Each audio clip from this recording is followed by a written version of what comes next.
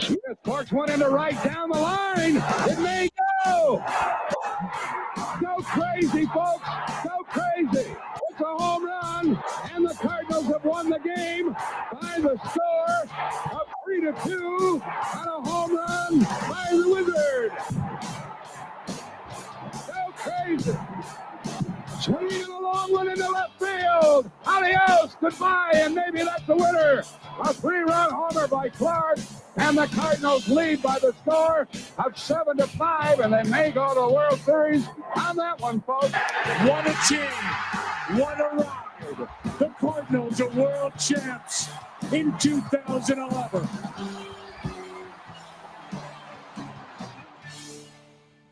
Welcome to That's a Winner podcast. I am Ryan. With us tonight is Kyle Peach in Mount Carmel, Illinois. Josh is unable to join us tonight because he is in Scotland. Last year, he took a hiatus of about 2 or 3 months. The Cardinals did not fare very well while he was gone, and now he's gone this time for 2 or 3 weeks. So hopefully the Cardinals do not meet the same demise that they did last time that he left. Kyle, thanks for joining us. Appreciate it as always. I'll give you the opportunity. Do you want to start with Q&A with Mo at Podcast Day? We want to talk about the lack of winning in the last 7 games that we were hopeful to be doing better at. Would you like to talk about surprises? Because we've had a good Twitter conversation the last couple of days about best surprises so far of the season. And there was one other topic that I had teased, but I'll give you the choice of those to start us out. And trade candidates as well. So I'll give you which one you'd like to run with. Well, let's go with the weekend recap and the conversation with Mo, because I know you were there at Busch Stadium. I didn't get the chance to make it. I had hoped to go this year, but give Mo credit for some things, and showing up and talking to podcasters. Certainly not necessarily his best friends, but to be there and to be in a conversation. What were some of the big takeaways that you had from that day? Well, here's a big part of it. I just blanked on his name. The guy who blocked us on social media. Oh man, I can't think of his name. Jeff Jones. Jeff Jones tweeted out that he found out that the podcasters and bloggers were meeting with Mo, and he found out after the game had started. Jeff Jones says that this was the first time Mo has spoken to a collection of people that write about the St. Louis Cardinals and cover the St. Louis Cardinals as a whole since the season has started. That I found was interesting by itself. Mo was there. Everyone likes to make fun of Mo's outfit. He was there in his interesting outfit, his short-cut pants and his loafers, and Twitter liked to talk about those things. But he didn't seem super, super excited to be there. Because I think he felt like the questions weren't going to be the nicest, but this year was better than last year, probably because the team is playing much better than then. So let's talk about a little bit. I took notes along the way. They don't allow you to stream any of it, so we can just kind of break down. The first thing pretty much he talked about, the Cardinals are in shopping mode. Their goal is to improve this team. They are not selling, and they are looking for a right-handed center fielder. So take that with you, what you may, Kyle. So pretty much the very first thing he talks about is the Cardinals are not selling. Do you believe that? First question. And right-handed center fielders, do any come to mind whenever he says right-handed center fielders? Not necessarily people not on the Cardinals, but also does that make you think about Cardinals players as well? Well, Tommy Edman's the first to jump to mind. I don't know that we're necessarily going to go outside the organization to find a right-handed center fielder. That doesn't sound like anything that we normally typically would do. But I will say that it does appear that maybe we've finally jumped into the realm of understanding to get out the narrative early that we're not sellers, and let it dwindle and twist in the world of social media and amongst the fan base that the Cardinals consider themselves sellers, and maybe they are and maybe they aren't. And who wants to follow a team that's a seller as you approach the trade deadline, especially with the Cardinals' success? So getting out on top of that narrative at this point, I think is good. I also think, given the relatively decent success up until the Rockies series that the Cardinals seem to have and enjoy kind of put them back into relevancy a little bit. And so it's no surprise that he would say, at least to me, that we're not sellers, that we're going to try to upgrade the team and still contend at this point. Yeah. So on top of that, I also understand it as a business perspective of why you would not tell everyone you're selling, which makes complete sense. But he did mention a right-handed center fielder. So someone did then ask about Tommy Edman and his health and what's to become. He says, John Mozeliak says Tommy Edman is expected back this month in June. You should see Tommy Edman on the baseball field. He said they'll ease him back in. He will be around. He's been hitting off both tees.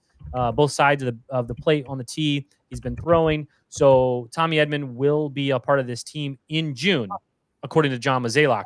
Now, we don't know what's extent, how slow they're going to bring him back, all those things. But he does say Tommy Edman fits into this team starting in June. Another thing I will talk about is about his saying that the Cardinals are open for business, is what he said. As always, the Cardinals are open for business. They will talk about any trade of any level and what they want to look for. What they said, again, he reiterated what he wants to look for. What John Mozeliak says, they want to find a right-handed center fielder, a bullpen arm, and a fifth starting pitcher. Now, that seems like normal discussion to me. I think the only one that outside the box that people would not be sure of is the center fielder. I think a bullpen arm is almost every single year is what you're going to see.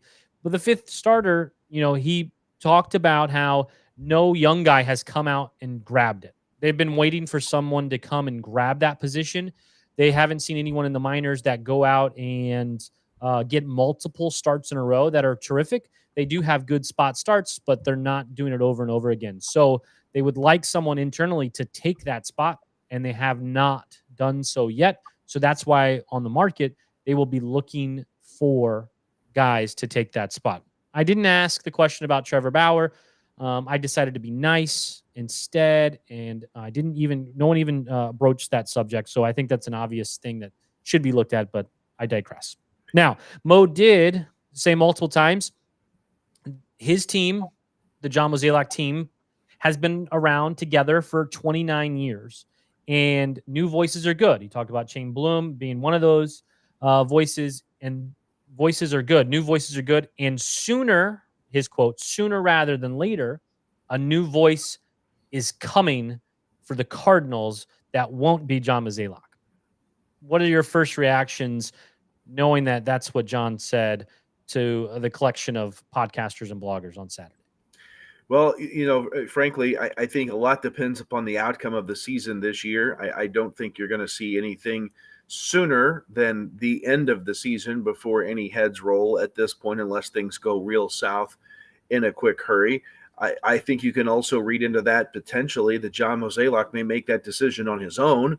If that's something he's in fact saying, that if it may be sooner rather than later that there's a new voice at the head of this ship, then maybe he knows that a decision is going to be made one way or the other. I also find it hard to believe that Mozeliak would depart under Bill DeWitt II, who is still piloting the ship, so to speak. So I don't know. I think it's still a wait and see approach as far as I'm concerned as to whether or not he will actually depart, whether he will move into a different role that isn't the day-to-day voice of the Cardinals. I think that remains to be seen. My take, though, would be nothing's going to happen with his position until the end of the season, and certainly not if we're somewhat in the chase at this point. Well, you make a good point that he probably is going to maybe move to a different position. That's what I see. He did jokingly say he may come back and be invited to this event. So that may touch that he may be interested in media. I kind of took that kind of as that nudge, possibly. My thought is after 2025, his new contract that he got like last year is through 2025. So the end of next year. And I think that we would see him probably go into an advisory role of some sort and not be a part of the day-to-day. He's been doing it, as he said, 29 years with the St. Louis Cardinals. So I think at some point, instead of getting beaten down every single day and every year by fans and everyone that thinks you're doing a terrible job, to maybe you could sit back and kind of just enjoy it for a time. So I think that is one way to look at it. But he also did mention Chaim Bloom specifically, who's an advisor role currently. I'm looking for my notes on him. He said that Chaim is working on a special project specifically for John Mozeliak, and deliverables and measurables will be ready for spring of 2025 for them to act on. Now, he didn't really say what those special projects are, what it really means, but it tells you that he likes Chaim Bloom. He likes the input, someone from outside the organization. And in the same breath, he talked about Randy Flores, missed very much recently in the draft. He needs to do better, and he needs to be more consistent. 2020 was a historically great draft for Randy Flores, according to John Mozeliak, and the last couple of years have been low par. So I was sitting there listening, hearing one side how he's building up Chaim Bloom, and on the other side, he's kind of lowering Randy Flores, which I found interesting for two guys that could be talked about moving up higher in this organization whenever Mo decides to step down. Yeah, and what's interesting to me, that's the first time I think I had heard criticism openly about Randy Flores from John Mozeliak was from that weekend. And what a weekend if you're Randy Flores to hear that criticism publicly in a group full of podcasters. I mean, I think that speaks a lot. I would, in my teacher role, I would say that the deliverables and the things that Chaim is supposed to be producing for John Mozeliak kind of sounds like a final exam before advancement, right? It kind of sounds like a test. This is the final quiz. You do this, young man, you get the reins to the ship. We'll see if that all pans out. But that when you were talking about that and we had read about what had taken place this weekend from things that you had shared, those were two big takeaways that I kind of assumed myself from hearing what you were reporting there on site that weekend. Yeah, that I really, no one ever I haven't seen anyone else dig into that conversation really kind of pooping on Flores and building up Chaim Bloom, which maybe we read into it incorrectly, but that's kind of how the conversation that I kind of took it as. Now, again, that may not have been how he meant it whatsoever, but that's how I kind of took it as well. Let's talk. You want to talk about stadiums, or we want to talk about Jordan Walker and AAA guys?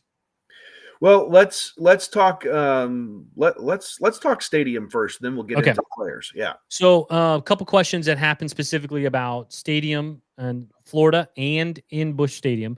So Kyle Reese, friend of the show, asked about the Jupiter, Florida renovations and how that's going.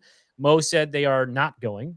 All the permits, nothing got through. So official groundbreaking for the Jupiter, Florida complex will happen in April of 2025. They will no longer have to vacate those premises and find new places to play in the meantime during the construction. They'll be able to stay on site the entire time. Things that I took away from it was if you know the building out in left field, if you're thinking of Jupiter, Florida, that building will be from what I understand will be completely taken down, and the clubhouse will grow double the size that it is today. So there'll be renovations and there'll be complete new builds of certain parts of that ballpark. So he did talk about how that is really going to start going in 2025. April 1st, April Fool's Day, it seems like, will be the groundbreaking for that event. And then my question was about the Busch Stadium itself. Instead of asking about Trevor Bauer, I asked about Busch Stadium. Last time at Podcaster Day, we talked about they were doing a study on airflow in the stadium, how difficult it is to hit home runs in Busch Stadium as one of the most difficult stadiums to hit home runs in for a right-handed hitter. And asked about that, and I asked about the $600 million and what renovations they were looking to make, and if those renovations would be wall related and moving in the walls. He said over the last couple of years and in the clubhouse currently, the pitchers love the park, the hitters hate the park. And that's the conversation that happens daily in the clubhouse about Busch Stadium. he said over the last couple of years, the momentum had really grown to change the dimensions of the ballpark because of all the analysis they've done. He said now that is all but stopped. There's no plans in the future whatsoever to move the walls in and make those changes like they've once discussed. And then he talked more about what's needed with the $600 million. And my thought is that they're probably not talking about wall configurations anymore because they're asking for $600 million for renovations. The renovations he talked about would include the needs, kind of like he said, if you have an old house, those needs are below ground or below that people really won't see, that things that need to be updated, things like that. And they just need to get them done. Other are wants for fan experiences. All the money will be rolled out over a 10-year period. It's nothing that they really want to talk about now for fan experience, but the wants or the needs are more behind closed doors of what's really needs to happen differently for the stadium, deterioration that's gone on. So that's the details there. Any questions there Well, or statements? can you believe that in 2 years, this Busch Stadium will be 20 years old? Where did that time go? Yeah. My goodness. Hard to believe that we're talking about substantial renovations, and hard to believe that it went through my mind that if we're planning out a 10-year rollout of renovations, that's taking us basically to end of life expectancy of new Busch Stadium. If you go on the mantra that about every 30 years you roll out a new ballpark. So that's wild to be thinking that we're nearly 2/3 of the way done through a 30-year life expectancy of Busch Stadium. But hey, can you get me to speakers that I can hear out of at Busch Stadium? I know my hearing's bad, but fix the speakers, darn it, in some places of that stadium. Yeah, I was going to say in some places where we sat this weekend, again, provided by the Cardinals in a suite, free food, free booze, free hangout. The sound was great in that underneath of like right field, foul territory, underhang. Sound was great. But like you talked about, in some spaces, it's terrible and you can't hear anything that's going on. So I get that. And yeah, 20 years old, 2006. Go back to think about George W. Bush throwing out the first pitch ever for that. And then obviously Obama throwing out in 2009. We haven't had a president of any kind throw out a first pitch since 2009 that I can think of. But those two guys, if you think about it, going back 20 years almost for 2006, is crazy to think that it has been that long. It's been, I didn't think we needed a new stadium in 2005. And then when 2006 and the new stadium came, it's like, now I understand why pushed for a new stadium. And I'm all about renovations and keeping it up because I do believe that St. Louis Busch Stadium is one of the best ballparks and needs to stay up towards the top 5 ballpark. Need to keep up with the Joneses and upgrade everything you can. Yeah. Okay.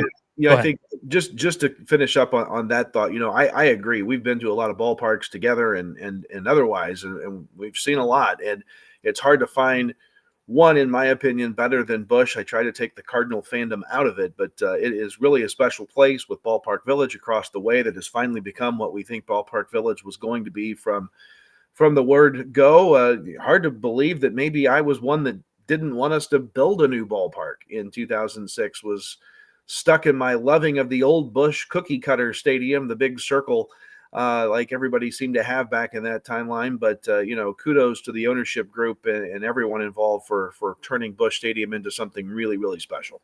Yeah, absolutely. Okay, let's talk about Memphis, the minor leagues. Jordan Walker was specifically talked about with John Mozeliak in his Podcaster Day, Blogger Day Q&A. They asked about Jordan Walker and what he needs to do to come back up to the big club. Pretty much, John Mozeliak admitted Jordan Walker was rushed to the majors to begin with, that he doesn't need to do anything specific today to get back on the team. He just needs to perform, and only way he gets to stay on the team is if he performs in the majors. That he was not doing, so they sent him down. What they're looking for is just him to be consistent down there and hit some home runs, just be consistent as a hitter. They say they're going to be patient with him.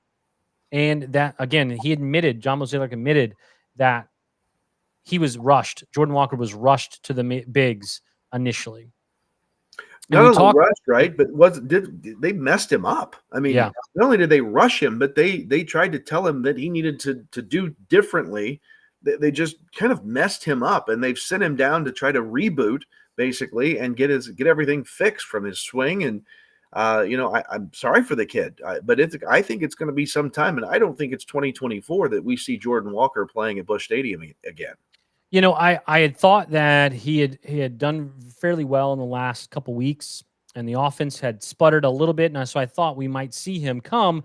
And then after this Q&A with John Mozeliak, I'm with you. I don't expect Jordan Walker to make an appearance probably in 2024, unless he goes off the rails again, and then you're just bringing him up because he needs to see some major league hitting, and the Cardinals are out of it. Like I'm kind of with you. Unless there's two ways: he either starts killing it and he comes up, or the team starts going the other direction and they bring him up because of that.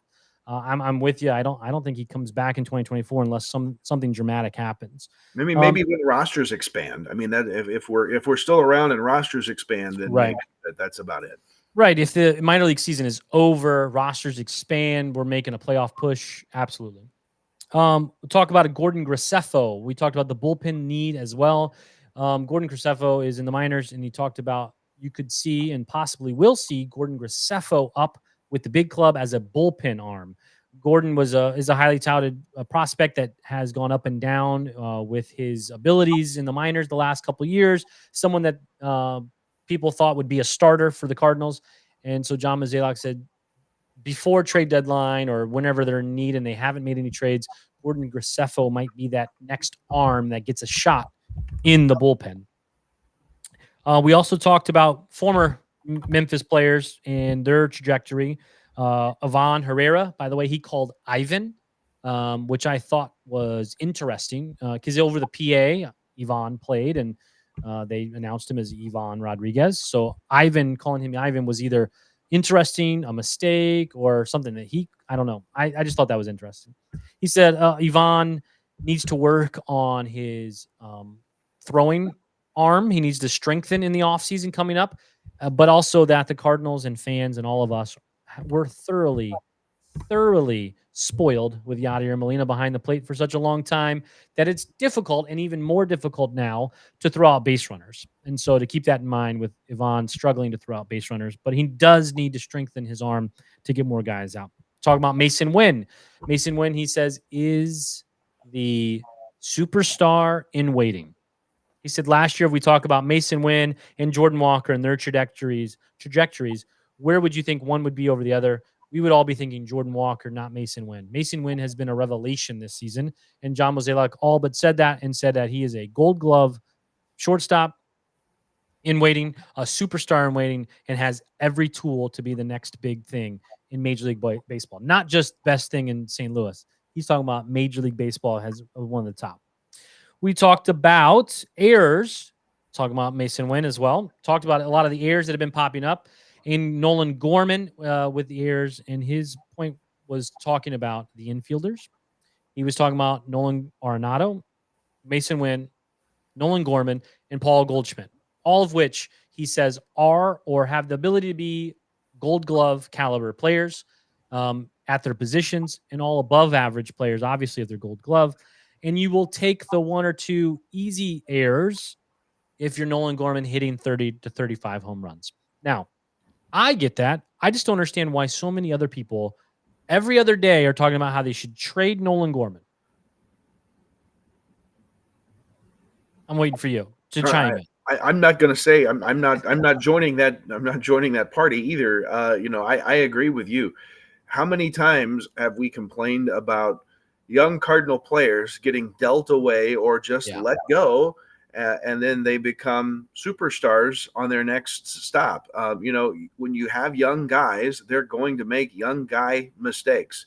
And sometimes they'll be bigger than others. Other times you won't notice that they've happened, but they're going to happen. And so it's growing pains, and you got to live through some of the growing pains to have good players. And maybe that's a lesson that we're finally learning. We're going to stick with the young guys. We're going to keep them around and not talk about shipping them away.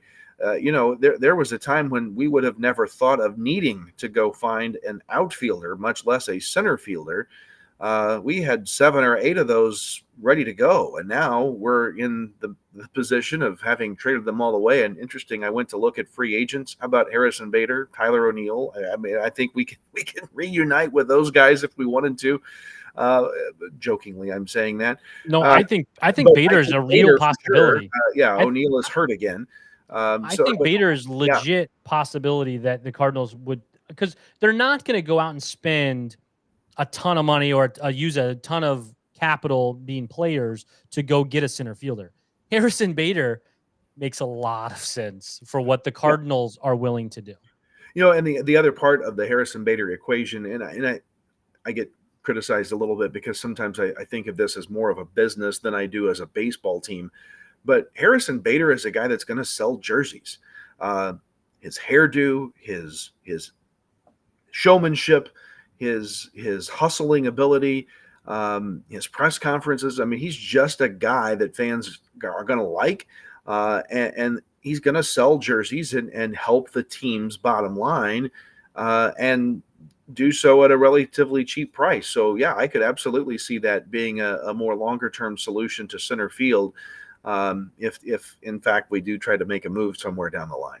Well, you got to also think, people are thinking Harrison Bader, he wasn't that good, but you got to think about who the Cardinals have been running out at center field for the last 2 months. Ciani, who has done better as of late, but also Victor Scott, who was batting .085. Both of them have played a very serviceable center field, but neither of them can hit. Now, again, Ciani has done better recently. A little Carlson has been playing a little in the center field position as well, and he has done better as late. But I think that's a big part of it. Like, Harrison Bader makes sense because he's a really effective center fielder, but also he can hit better than collectively all three of those guys can, and also has pop. I mean, to go back a little bit and talk about Nolan Gorman, how many years did we say we need a left-handed power bat? We need a left-handed power bat. We need a left. And then now he's here, and people just want to talk about, oh, he strikes out 30% of the time. Yep. He hits 230. Yep. That's what's expected. And I don't know why that is so dumbfounded. Like, I'm so dumbfounded every time someone goes, he bats 230 and strikes out 30% of the time. Yes. The Cardinals have said that is what he's going to do. It's the 30 to 35 home runs and the 80 to 95 RBI. That's what it's about from Nolan Gorman. And you have seen over the last 2 weeks what he can do as a guy that's hot. Now, if Goldie was hot at different times and Arenado was hot at different times, this record would be even better. But Nolan Gorman can carry a team by himself whenever he hit, 6 home runs in 7 games. That's why he can carry a team all by himself. Yeah, and I think you're right. And again, a lot of the guys you just mentioned were probably not guys that we expected to be performing at this level. Right. Gorman being the exception.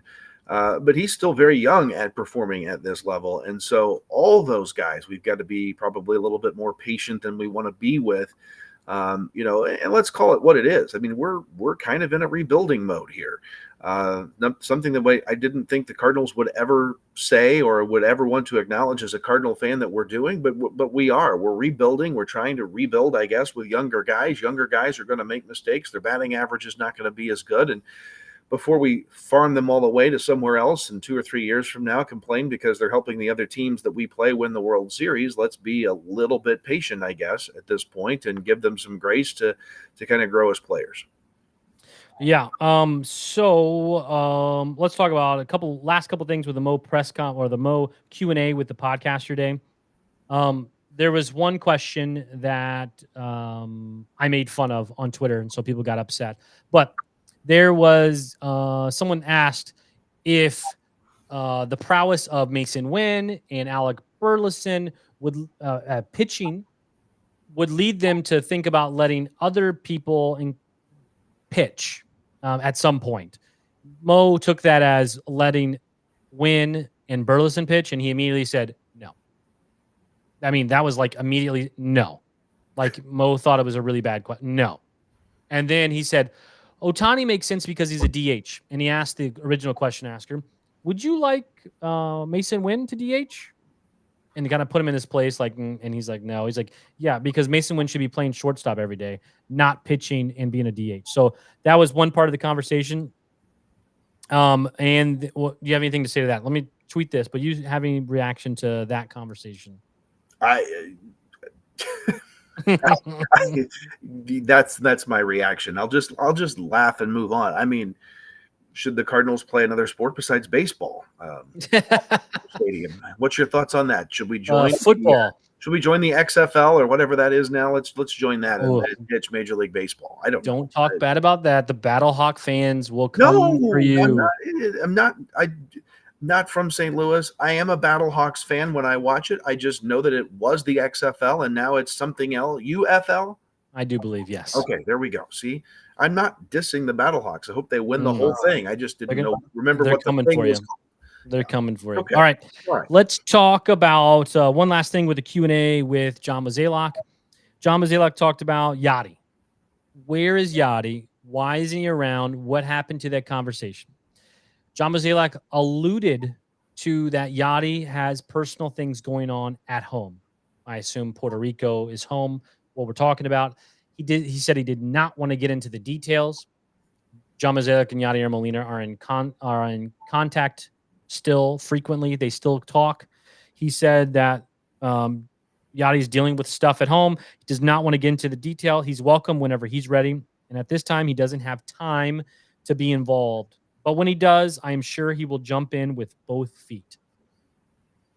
I don't know what that would mean. I don't know where to even speculate, but that's what John Mozeliak gives on the information regarding Yachty. You know, back to the whole concept of trying to give grace and things, you know, if you go back to when the questions of where is Yachty? Why is Yachty not here? Something's happened with the relationship between Mo and Yachty, and we should, you know, hang Mo at the stake because he's ruined a reputation with Yachty or Molina. You know, looking back on it, following the statement this past weekend, you know, maybe the situation was it is something personal he's dealing with at home, and that's not something that I want to bring up or something that I'm going to address. So we're not going to address it. You would have liked him to be able to say something back then to kind of put it to rest that, hey, Yachty's fine. We're good. He's just not available to be here yet. When he is, he will be, you know, and, you know, personal stuff is personal stuff. Athletes and retired athletes, soon to be Hall of Famers, have the right to personal stuff too, and let it be, leave it alone. And if that's the answer and that's the truth, so be it. God bless Yachty, get his stuff together. Hope everything's okay and hope he can get back to St. Louis soon. Yeah, because that just creates a lot of speculation is the only reason I don't like it, obviously. Because people are like, yeah, Yachty doesn't want to be a part of this organization right now. He doesn't want to be here when Ollie's there. He doesn't want to be there when Mo's there. Like, it just leaves a lot of speculation around it. I think that's the first time Mo has mentioned it specifically. Obviously, he hasn't done any interviews like we talked about at the top, but you know, he's dealing with something is all that Mo gave. And I think that was on purpose to give us something to talk about that wasn't why Yachty hated the Cardinals, I think is, you know, enough of a little nugget to have us have a conversation about. My dog Yachty, by the way, every time we say Yachty, my dog Yachty he pops up. They're picking up over here behind us. Excuse me. Sorry about that. The only other thing I have to mention about, well, let me say this first. We have thousands of people watching live right now. We appreciate that. Lots of people are not communicating in the chat, so please ask questions about anything about Mo discussed or other things we're going to discuss as well. But if you have any questions, put those in the chat because we have 300-ish on our Twitter. We have thousands on Facebook and a couple hundred other, I do believe, right now on YouTube. Okay, so the last thing I'll talk about on the John Mozeliak Q&A, unless someone else gives me questions on it, was the only time that a couple things. One guy asked if a hot dog is a sandwich to Mo. Mo said no. I don't know what podcast it was, but I think they asked that question in every podcast, which I think is awesome, to guests, players, coaches, whomever they interview. And Mo says it's not a sandwich. So take that for whatever you want with that. The only time he ever got mad, I would say, was when our good friend Kyle Reese asked about player development and players not saying the Cardinals had done well by them. And Mo asked, name someone specific, like he's wanting them to call out. And he called out Zach Gallen in his comments. And Mo kind of went around it and talked like, you know, they never have hashed it out. They've never had that conversation, meaning he and Gallen. But Gallen just wasn't the player he is today that he was when the Cardinals had him in Double-A. So, like, to say that they're the same player is completely different. And he didn't really answer the question so much, but that was the only time he was a little perturbed at the questions, minus the one about Wynn pitching as well. But we have a question now. See, I just got to mention questions, and let's pop one up here. Why do the Cardinals have a lower payroll than the Cubs? It just doesn't make sense in any way to me. That one I can answer very easily and not be a part of the Cardinals organization. The Cubs reside in the city of Chicago, which has, I don't know, 3 million people, approximately, maybe more. St. Louis is a city of 300,000 people. The amount of money is completely different. The Cubs have been big spenders for a long time. And also, you won't like to hear this, Andrew, is I don't think you have to spend a lot of money to win games. Personally. Now, you have to spend in the top 10 historically in the MLB, top 15 to make the playoffs, top 10 to win a World Series. The Cardinals consistently spend in that range to be competitive. Ask the Yankees, ask the Cubs, ask the Dodgers, the Padres, the Mets about how spending money doesn't really guarantee you anything. So, spending with the Cubs is not really the Cardinals' MO. They have to do better with a collection of teams rather than spending lots and lots more money, unless you have more, Kyle. I would just add on there that, the Cardinals spending less than the Cubs has worked, generally speaking, for the last 200 years, give or take 1 or 2 years along the way. But nonetheless, it has worked out well. And you think back to the Yankees and their big successful run under George Steinbrenner. They were the best team money could buy. It worked for them, but I would say that almost was the exception to the rule where, look at the Dodgers and how many times they've had the leading payroll in the National League compared to how many times they've actually won the World Series. It just hasn't really computed. So, it doesn't make sense in some ways, but it certainly makes sense in others. And just to throw out a random fact, being from Illinois, I know we pay a whole lot more property taxes over here. I don't know how the Cubs get any of that money, but they probably do somewhere. Well, also to kind of what you said, like the cost difference in like Yankees money, they could like use the money differently in the 90s, like showing their how much money they had and use it. So other teams then thought, oh, well, we can spend that kind of money and compete. When everyone's spending top dollar, someone's going to lose out. And that's usually like, look at the Tampa Bay Rays. Look at what they've done over the years without spending money. The Diamondbacks, who was just in the World Series last year, the Diamondbacks, who have 15th, I think last year they were 15th in payroll in 2023, and they were in the World Series. It doesn't mean as much as people think it does. It's about who gets hot at the right time, which people hate to hear because that's what the Cardinals hope to happen, is that they put together a good team that can streak at the right time, which I think that makes a lot of fans mad because usually the Cardinals are just one piece away historically from being that much better. Let's go to Cedric. Cedric asks, he doesn't ask, he states, we got to trade Helsley. We should get a solid return. So Helsley is the saves 21, I do believe, is what he's at now. If you're sellers, yeah, I think you got to sell Helsley, but I don't think the Cardinals, as they sit right now, tied in the second and third place wild card position, they're not selling unless you guys think something else.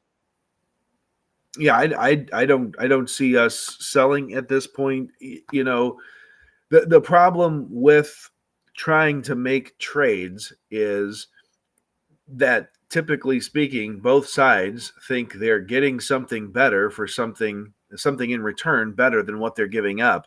And it would be hard to make the argument that you're going to give up the league's best closer and get something better than that in return. Now, I could see, Cedric's argument that we're going to get multiple pieces if we go the route of trading Helsley. My problem is I don't trust our bullpen beyond Helsley. And so, we don't have, I don't think, enough bullpen depth to think about trading unless we're getting multiple good bullpen guys back. I don't know. I'm not a fan of the move. I understand what he's saying. But I'm keeping Helsley, keeping that as something that on my back end, I know that we're good. Yeah, you're only trading Helsley whenever you're out of it and you're done, and you need you're gonna lose games because you don't have him. The best three guys in the bullpen this year has been Kittredge, who has not been great in the last few weeks. Then you have Jojo Romero, who's been awesome, and then you have Ryan Helsley, who's been great as well. Those are the best three guys. So if you're trading Helsley, you're saying that the season is over. And I know the St. Louis Cardinals don't think the season is over, and you as us as fans don't want to think the season is over either because, well, the Cardinals are in the thick of it. That run of whatever it was, 12 and 16 games, that has the Cardinals right where they need to be. So now they need to play better to get further in the standings instead of going backwards. Because as I said earlier, and as this guy, Sporting Turbo says, that's what happened in 2011, that run. And 2006, the Cardinals did not have good seasons those years.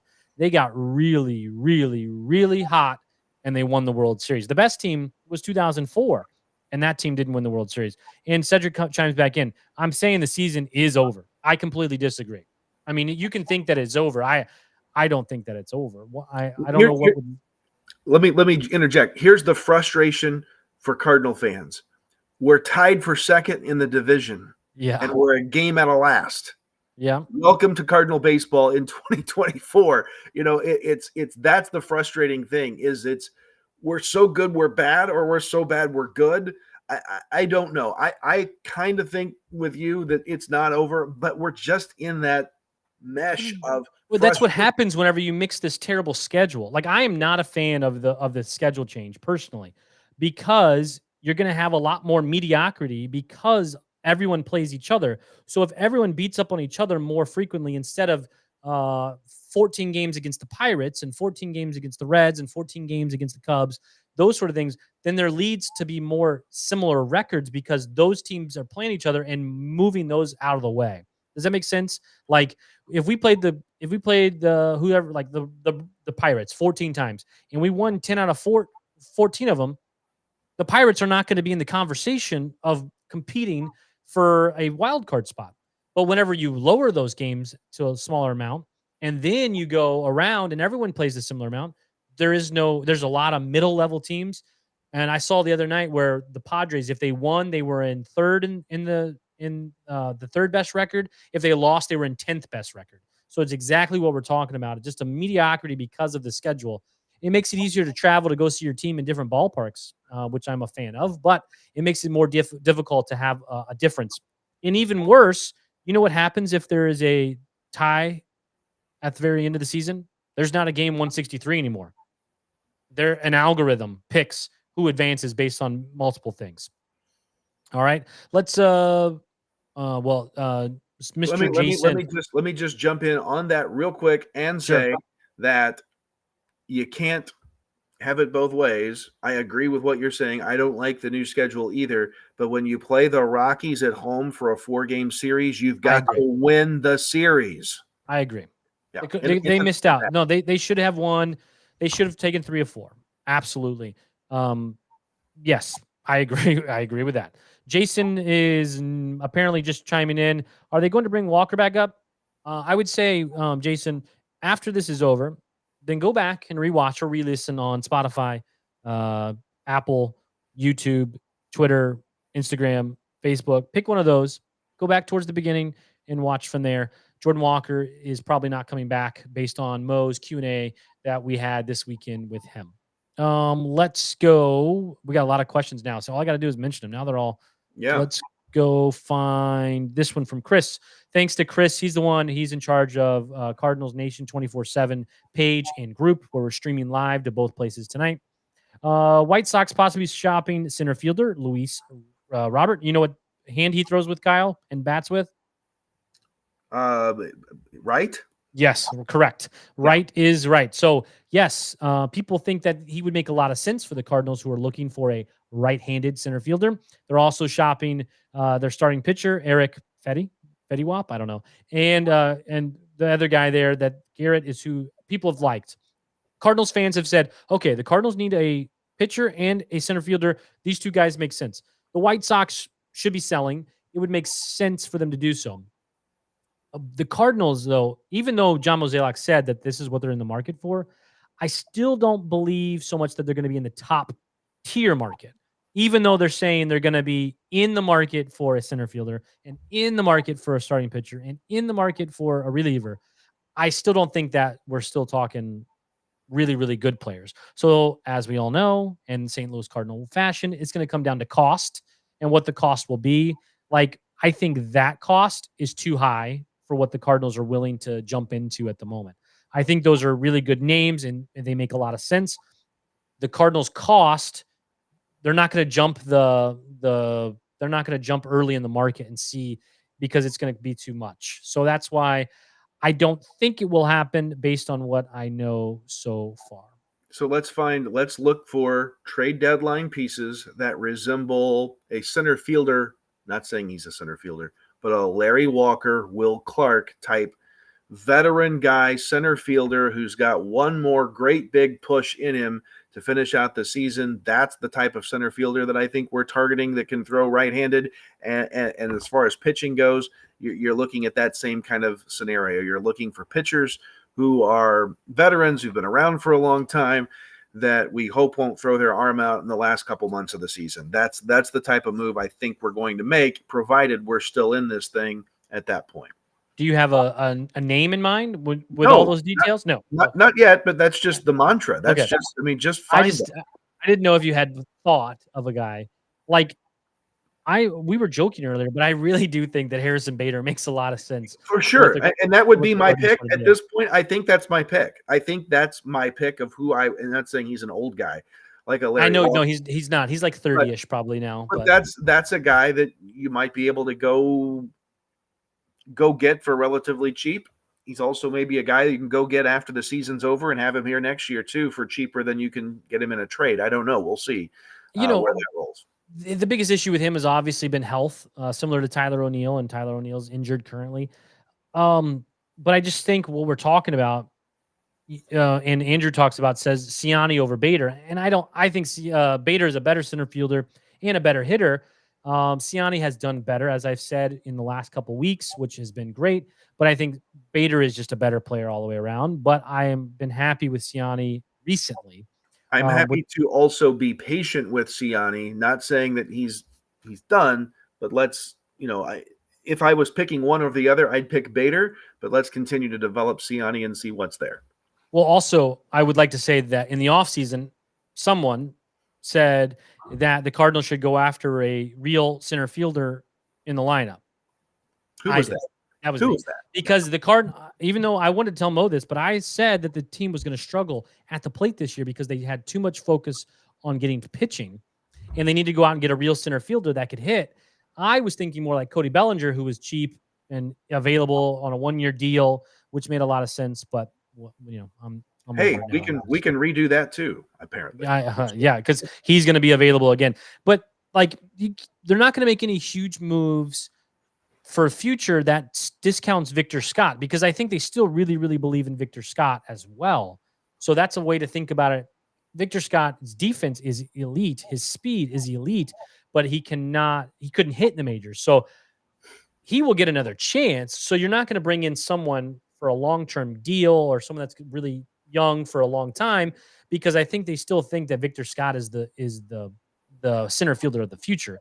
Now, this may have soured on them a little bit this year because of it, but I still think that they're still looking as Victor Scott for the center fielder of the future. Chris does mention Pham and Grichuk available out there too. Pham makes sense, but he only makes sense on paper, not whenever you talk about Pham, a human being who just got in another argument I saw with fans and another argument with, like, he's just all over the place. So I just don't think the Cardinals went back in that boat. Let's talk about Andrew. Next best fifth starter option. Robertson, Kloffenstein, McGreevy, Graceffo, Roby, Hintz probably aren't ready. Yeah. I don't know. I don't think right now the fifth starter is in the Cardinals organization. I think that is the problem today. We talked about Graceffo a little bit ago. Expect to see him in the bullpen in 2024 at some point, according to Mo. The best fifth starter right now, I don't really have a good answer. That's why I think you know what I'm going to say, Trevor Bauer makes the most sense. He would now cost about $400,000 for the rest of the season instead of the $750,000 that minimum. Now about $400,000 with the amount of year left. But I think they're just going to try and piecemeal it together over and over again.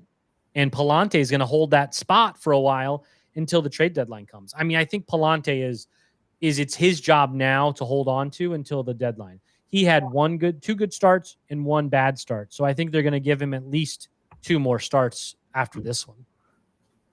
Yeah, I agree with you. I don't think the starter is in a Cardinal uniform anywhere at this point. I think you're looking outside. The frustrating thing for me, a lot of people, and I get the argument, graded the pitching upgrades made at the start of the season as, significant and good. I was still holding out hope there would be one more arm come somewhere before the start of the season. And now here we are inching up on the midway point, and now we need another arm. We're gonna start to get, hopefully some people back and healthy. Tink Hintz will be back soon. We've got Steven Matz. I don't know what I think of him when he comes back in June, later on in the end of the month, where we'll be, but obviously we need an arm. And I think with you, I agree. It's not somebody that's on a short list that we have internally. Yeah. And I think that's kind of the problem is they've always needed another starter. Last year, even in the offseason, we were talking about one more guy. There's going to be an injury. And if there's not an injury, you put one of those guys in the bullpen ready to go whenever that injury happens, because it's going to happen. Yeah. And then the Sporting Turbo chimes in. Yeah. The 5th starter is probably in college. They have the 7th pick in the draft. Yeah. But that doesn't help what this team needs right now. And that is another starting pitcher. And they've needed it since last year. Okay, let's talk. I'll mention this briefly. Hold on one second. Let me get another screen up. Breaking Tea is one of our sponsors. If I can put this over top of us. Yes, breakingtea.com/that'sawinnerpod. Anything you buy through that link gives us a little bit. I just cashed out $60 towards the podcast last week. Thank you for anyone that's making the purchases on there. This is the new Mason Win t-shirt from Breaking Tea, breakingtea.com/that'sawinnerpod. We also have our own Breaking Tea That's a Winner podcast t-shirt, which Kyle owns himself. I don't, but Kyle does, and Josh does as well. What's your problem? I would love a hoodie version of it. I've been waiting for the discount or the giveaway. I'm waiting for Breaking Tea to be like, hey, but you can get that at breakingtea.com/that'sawinnerpod for the link. You can also go to our link tree to find all those things as well. Last week I discussed a big sponsor coming. It's still in the works. Lots of money, lots of giveaways coming because of it. So I would advise you to chime in on the one tweet that is on there that is hinting at it, because whoever is on that one tweet, if you like it or if you retweet it or anything on that one tweet, I'm going to give you a giveaway as soon as that deal is done. There will be a giveaway surrounding that tweet. Let's go back. All right, so let's talk about trade the most surprising player of 2024. So I put this out on Twitter. Lots of questions, lots of answers. Which Cardinals player has had the most positively surprising year so far? I said, I nominated myself. Burleson and Wynn would have to be towards the top. Kyle, do you have any that you've kind of thought about as the most surprising year so far? Well, to me, it's Mason Wynn, which is already on the list, so I don't know if that counts or not. But Mason Wynn, hands down for me, has been the biggest surprise. I thought he would be good. I don't think anybody thought he would be the good that we have seen. That is certainly exciting for what's to come for him. Unfortunately, I think Jordan Walker might be maybe the biggest disappointment to this point.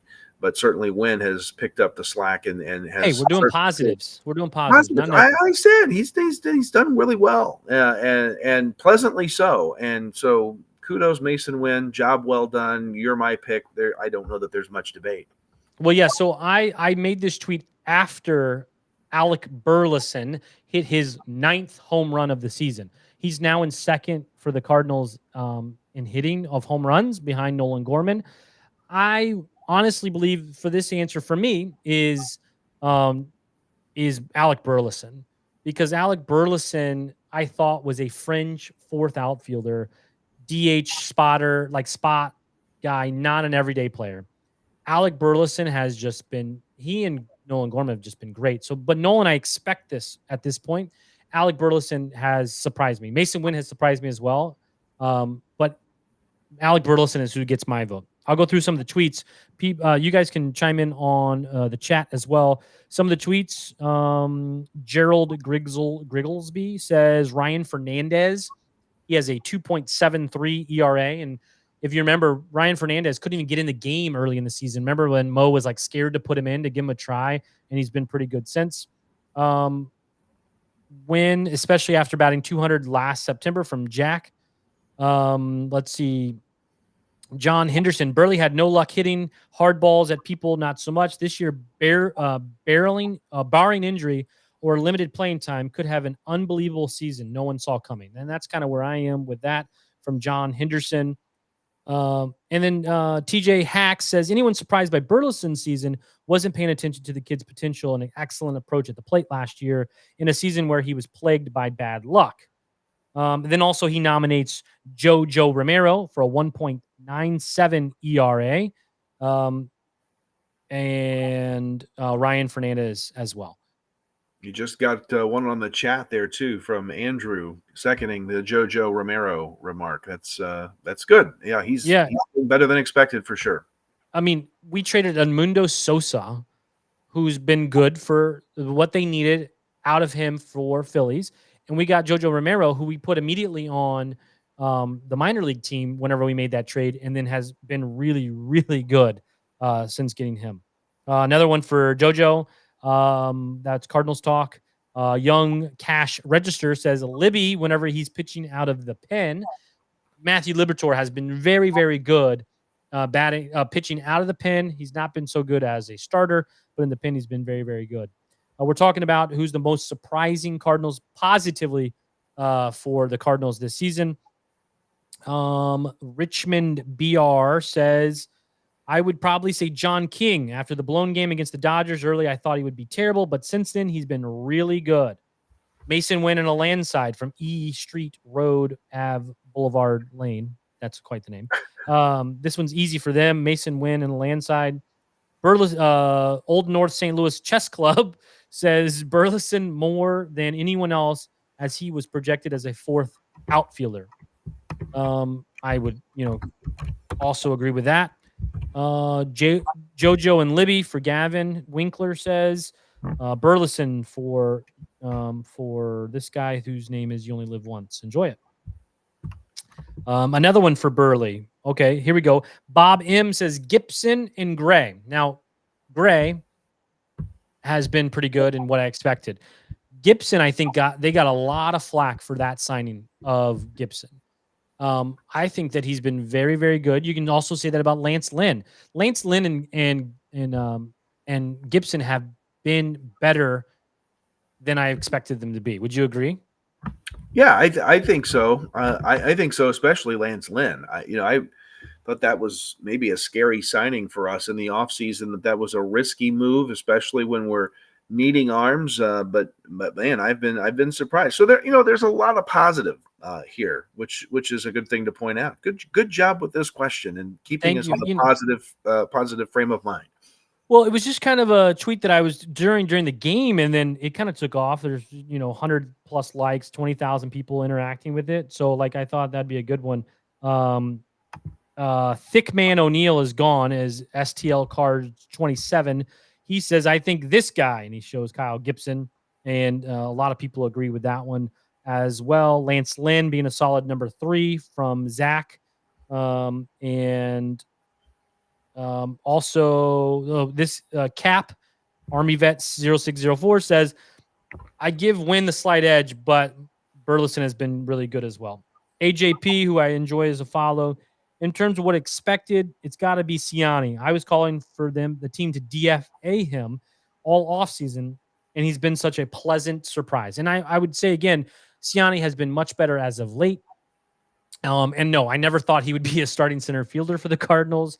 I never thought we would need that, and for him to be able to come in and play really, really well is really awesome. Let's see what we got here. Gritty says Mason Wynn for sure. Nobody expected this kind of offensive production from him. Now he's batting over 300 while playing good defense. I agree.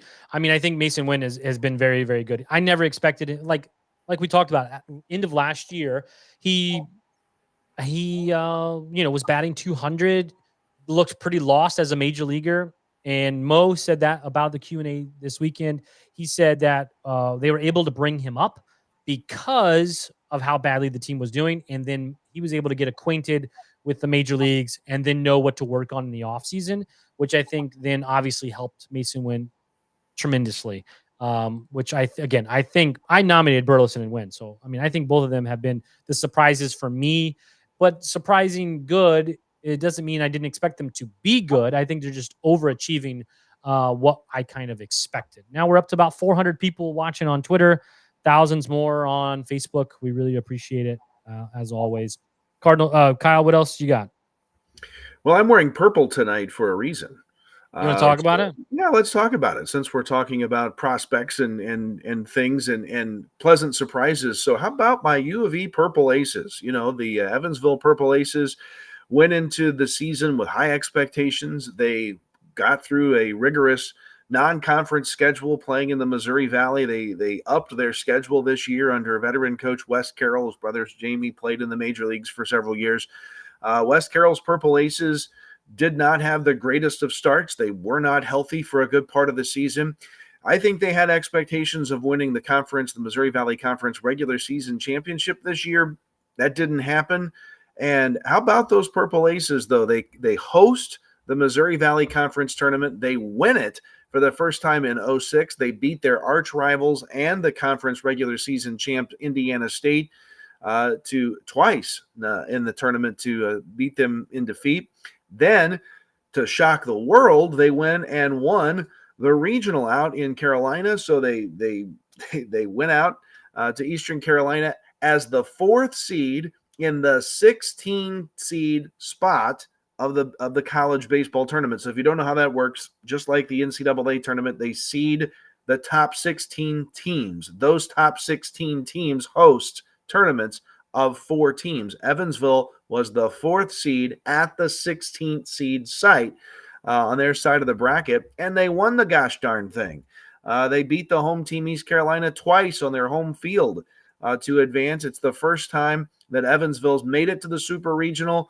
Only the 8th time a Missouri Valley Conference team has made it there, and to better that, they had to go to number 1 Tennessee, and they beat them in the second game of the Super Regional to force the finale, the winner-take-all yesterday, which was won by Tennessee.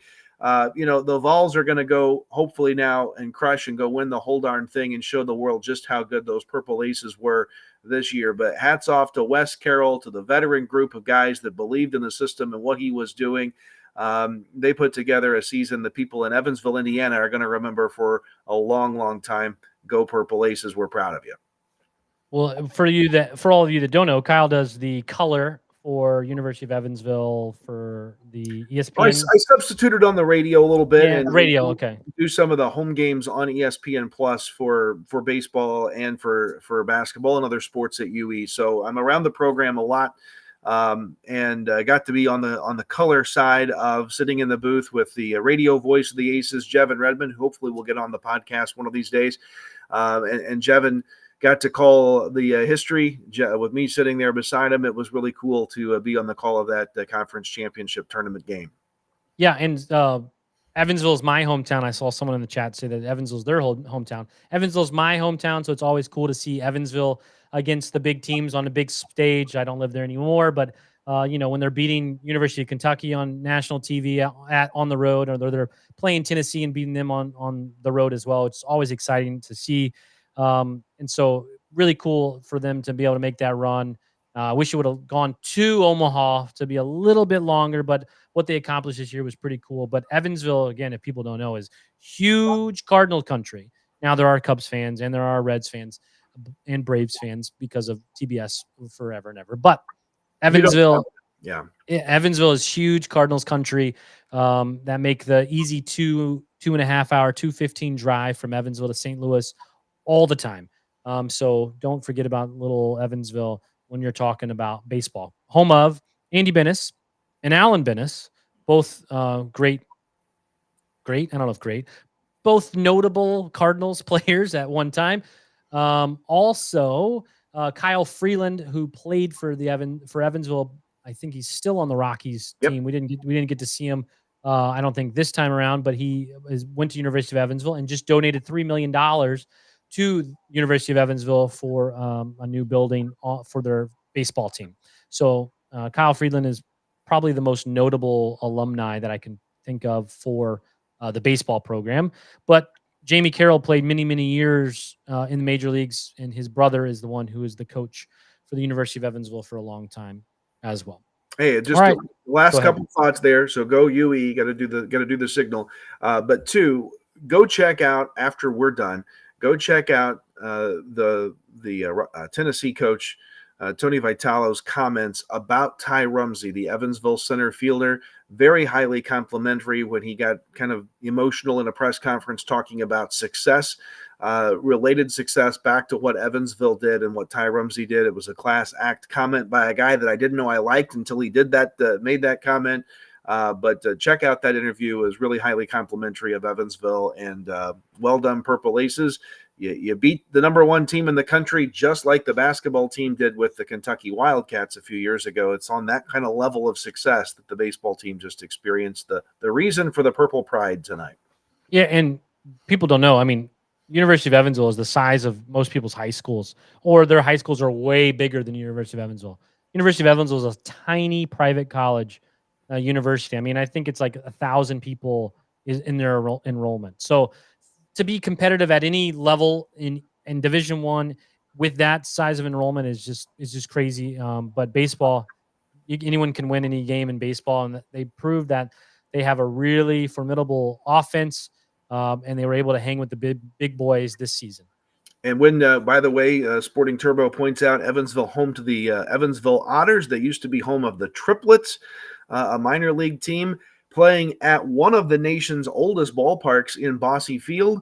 And there's talk in Evansville about Major League Baseball coming to Bosse Field for one of those special old-time type field ball games. Man, would that be fun. And the Cardinals better be playing in that game. And if they are, I'll be there. I don't care how, we'll be there.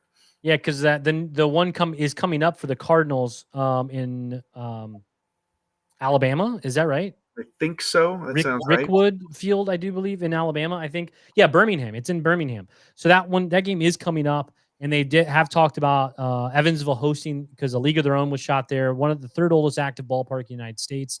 It's a great place to visit, to check out. A lot of cool stuff on Don Mattingly Way as it sits, where Don Mattingly is from Evansville as well. It's a really interesting place to take in a game. I grew up going there as a kid, and you could stand outside behind home plate and get fouled over the roof and catch balls. And we did that a lot more than we did watching a lot of baseball, but a lot of good stuff. All right. Well, that's all we got tonight. We really appreciate it. Again, we have 400 plus people watching on Twitter and thousands other on Facebook. I can't see all the other numbers in different places, but we really appreciate it. I'm thinking about giving away a bobblehead. Kyle, talk for a second. I'm gonna grab it right behind me. All right, sounds good. So he's going to give away a bobblehead. I got to tell you, let me do another endorsement, by the way. I'm a museum member. I've been since the Cardinals Museum started. I'm a museum member, and with one of the packages they were offering this year, you get the bobbleheads. I don't know if you can see them. They're all over here on my shelf of Cardinal memorabilia that I have way too much of. But at this specific level, you got a randomly selected autographed baseball included in your package. And I thought, I'm going to get some schmuck, that who cares? And I open this thing, and it's got multiple signatures on it. Real signatures. I thought they were printed, and then it's from the 2017 Cards Hall of Fame weekend. And we're talking about a baseball that's signed by Red Shanties, Whitey Herzog, Lou Brock, Jim Edmonds. There's tons of signatures on this ball. So props to the museum for sending this my way, giving me the opportunity to tell you, go become a museum member. You never know what might end up in your mailbox. So you're saying you're not going to give that away? It's not available? No, you can give yours away. Go ahead. No, I mean, you could give it to I'm me. not giving that away. Yeah, no. Okay. No. All right, That's so fine. This weekend was Podcaster Day, and they gave away these, obviously, for the Larry Walker with the jersey and the Colorado Rockies jersey on it as well. I got 2 of them. The tickets were free, so might as well give one away. How should we give away? Anyone have anything in the comments of how we should give this bobblehead away? Kyle, you have any ideas of how we should give it away? Well, do you ask a question and the first to get it right? Do you want to post something after the show? How do you want to do that? Yeah, I want to get some. Our number one traffic generator is Twitter, so I'd like to get people that are listening here and following, but also following on Twitter, the opportunity to be able to give it away. So I'm looking for some good ideas. I want to give this away this week. Have you seen the schedule? When's the next off day? Timeout. Anyone in the comments that want this bobblehead? Let's talk about it. When's the next game? Next off day? That's the answer, and you win the bobblehead for that? No, I'm asking you, when is the next off day? Ironically, next Friday. Not this Friday, but next Friday. Okay. We'll shoot for that next Friday to do a podcast, and we'll officially give it away in the next podcast. Again, if Kyle's available, we'll do Friday. Maybe Jevin would be available. Brandon Elliott, I talked to, former broadcaster in Southern Indiana. He would possibly like to come on the show as well. So between now and then, we will give this away. I will create a tweet of some sort and give this away. This one's mine. I'm going to keep this one on the shelf, but the other one is in a box, ready to go. Okay. You can win it too, Kyle, if you want to try for it. No, I've got bobbles over here. I don't have that one. So I know because it just got away. I mean, I also have a Kansas City Royals bobblehead. I don't think anyone wants that one. I got 2 of those last summer. It is the duo on air. Their play-by-play TV guy and their color guy at a desk. So I don't know if that's any value to anyone. Hey, speaking of random bobbles, you know that you and I have Ohtani's first ever Angels bobblehead. I just have it right over there. I have it right. And it's really worth stupid money concerning bobbleheads. It's crazy. We also have the Clayton Kershaw Dodgers bobblehead that we got randomly as well. Yep. I'm looking around. I now have Adam Wainwright holding a dog bobblehead, which is a funny one. Whitey Herzog fishing in a fishing boat is a weird one. A Colton Wong Gold Glove winning one that they gave away the year after that he left. The Pujols Rollin and Edmonds bobblehead is a one of my faves for sure. Here is my broken museum Bruce Sutter bobblehead. He's supposed to be holding this. Oh, I got it. And this arm he doesn't have. They're sending me another one. Thank you. Oh, there's the arm. See, there's the arm. They're sending you another one because you opened it broken? No, I opened it broken. Yeah. Oh, wow. And they said that had happened. So we won't give away the broken bobblehead. You should give that one away. That one's perfect. We could give away a broken one, but you should give away the good one first. All right. We'll give away this Larry Walker Cardinals Rockies combo bobblehead from this past weekend. We'll do that on Twitter. Follow us on Twitter at That's a Winner Pod. Find us on Facebook at That's a Winner Podcast. On Instagram at That's a Winner Pod. On TikTok at That's a Winner Pod as well. Find us in all those those places. Maybe the person who wins is doing some interacting in all of those places. I got to put some ideas together. Tomorrow it is Miles Michaelis versus the Phenom Paul Skeens. Look for the Cardinals to win that one, right? no hitter or anything like that, Cardinals are going to just go crazy. They hit well. That's right. Cheers. Yeah. All right. We appreciate it, as always, for everyone joining us on Twitter. Use our link tree to find all of our places to buy the free stuff, to buy the things that we're trying to sell. That also gives us money to help you produce this beautiful show. For Kyle, I'm Ryan. For Josh in Scotland, this is That's a Winner podcast. See ya. Shooter from the belt to the plate. A swing and a miss, and that's the winner. That's the winner. A World Series winner for the Cardinals. Smith corks one into right down the line. It may go. Go crazy, folks. Go crazy.